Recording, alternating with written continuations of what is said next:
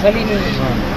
वो दोनों ही विषय में वो डाटा जो है वो हमें वेरिफिकेशन मेरे को सगौन, साकरस और बिलगवा, इन 3 गाँवों में इस तरह की जो डाटा मिसमैच है, जिसमें किसान के मालव के आज ही तो मेरे पास आए थे कुछ लोग। अरे मैं बता रहा हूँ कि अपनी तो बता रहा हूँ, मैं कह रहा हूँ आज मालव के लोग आए थे ना मेरे पास।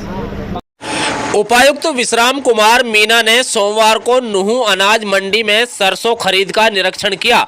उन्होंने यहां पर सरसों खरीद कार्य का जायजा लिया और संबंधित अधिकारियों को जरूरी दिशा निर्देश दिए। उपायुक्त विश्राम कुमार मीना ने बताया कि सरकार के निर्देश अनुसार सरसों की खरीद शुरू हो गई है।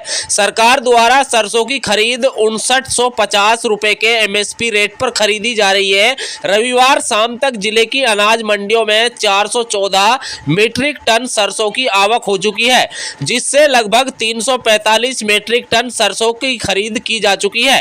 उन्होंने अधिकारियों को निर्देश दिए कि सरसों मेरी फसल मेरा ब्यौरा पोर्टल पर पंजीकृत किसानों की ही खरीदी जाए। इसी प्रकार किसानों को टोकन लेने में किसी प्रकार की कोई दिक्कत न आए। उन्होंने अधिकारियों को निर्देश दिए हैं कि सरकार द्वारा निर्धारित नमी व तेल की मात्रा के अनुरूप ही सरसों की खरीद की जाए। उन्होंने किसानों से आह्वान किया है कि सभी किसान अपनी फसल को सुखाकर मंडी में लेकर आए ताकि उन्हें फसल का अच्छा दाम मिल सके। उन्होंने कहा कि अगौन, साकरस, पिनंगवा में फसल रजिस्ट्रेशन का डाटा मिसमैच है। इसके लिए सरकार ने मेरी फसल मेरा ब्यौरा पोर्टल खोल दिया है। सभी किसान अपना मिसमैच डाटा पोर्टल पर ठीक कराएं। उन्होंने मंडी परिसर में सफाई व्यवस्था को दुरुस्त रखने के भी निर्देश दिए। उन्होंने कहा कि मंडी में फसल बिक्री के लिए किसानों के समक्ष पेयजल आदि की दिक्कत न आए, इसके लिए अधिकारियों को निर्देश दिए हैं। यदि पेयजल की व्यवस्था पेयजल के टैंकरों से करवानी पड़े तो इसके लिए आवश्यक कदम उठाए जाएं। इसी प्रकार से बिजली की आपूर्ति भी सही हो ताकि रात के समय समस्या न बने। उपायुक्त विश्राम कुमार मीना ने कहा कि हरियाणा राज्य की सरकार मुख्यमंत्री नायब सिंह सैनी के नेतृत्व में आम जनता की सेवा के लिए सदैव तत्पर रहती है और सरकार आमजन का पूरा ख्याल करती है। उन्होंने कहा कि विभिन्न अनाज मंडियों में आने वाले किसानों व मजदूरों को दोपहर का भोजन करने में किसी प्रकार की कोई समस्या ना हो, इसके लिए सरकार ने अटल किसान मजदूर कैंटीन शुरू की है। इन कैंटीनों में सभी किसानों व मजदूरों को 10 रुपए प्रति थाली के हिसाब से भोजन उपलब्ध करवाया जा रहा है। उन्होंने कहा कि अनाज मंडियों में कोई भी किसान और मजदूर भूखा नहीं रहेगा, क्योंकि इन कैंटीनों के शुरू होने से मंडियों में आने वाले सभी किसान समय पर भोजन कर सकेंगे। उन्होंने मार्केट कमेटी के अधिकारियों को निर्देश दिए हैं कि किसी कैंटीन का समय दोपहर 3 बजे से बढ़ाकर शाम 6 बजे तक किया जाए ताकि किसानों को किसी प्रकार की कोई समस्या का सामना नहीं करना पड़े। देखिए ये रिपोर्ट।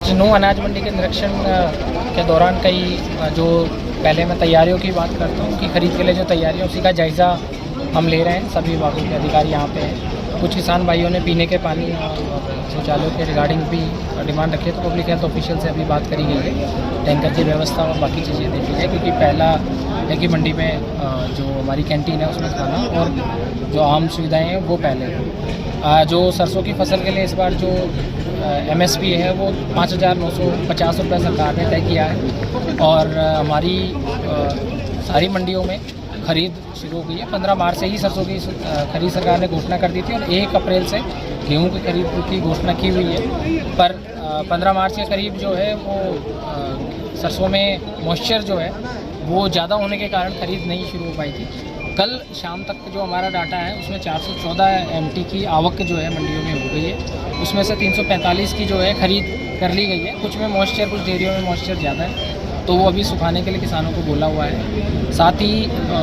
जैसे आज यहाँ पे नुहू मंडी में 5 गेट पास काटे हुए हैं किसान यहाँ पे ला रहे हैं मंडी में, और अभी और किसान भी यहाँ आ रहे हैं। और यहाँ कम से कम अभी जो मेरा अंदेशा है वो ये है कि कल तक जो है वो, और अभी जैसे हमने 3-4 डेयरियों को भी चेक किया तो उसमें जो मॉइस्चर है वो 8, 6.5, 8.5 भी आ रही है। तो 8.5 वाली तो शाम तक अगर धूप में रहेगी तो वो मेरे ख्याल से कल हम उसकी परचेज या शाम तक उसकी परचेज कर देंगे। तो 8 तक की मॉइस्चर अलाउड है।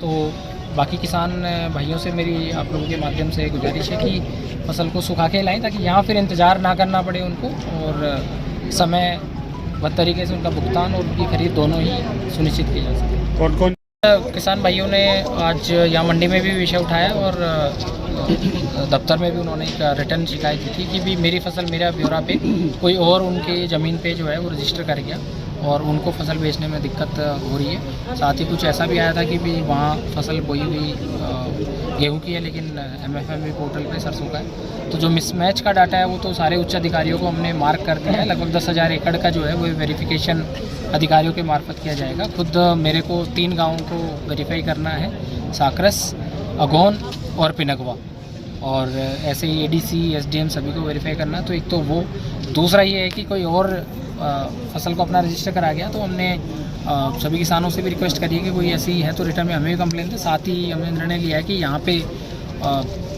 हर खरीद केंद्र पे जो है वो एग्रीकल्चर और रेवेन्यू के जो पटवारी हैं उनके साथ एक सहायता केंद्र स्थापित किया जाए, और सहायता केंद्र पे कोई भी किसान इस तरह की बात है वहीं पे कंप्लेन या अपने पोर्टल पे जो है ग्रीवांस रजिस्टर कराए और उसको हाथ के हाथ सेम डे पे सॉल्व करा जाए ताकि उसको कोई दिक्कत ना हो।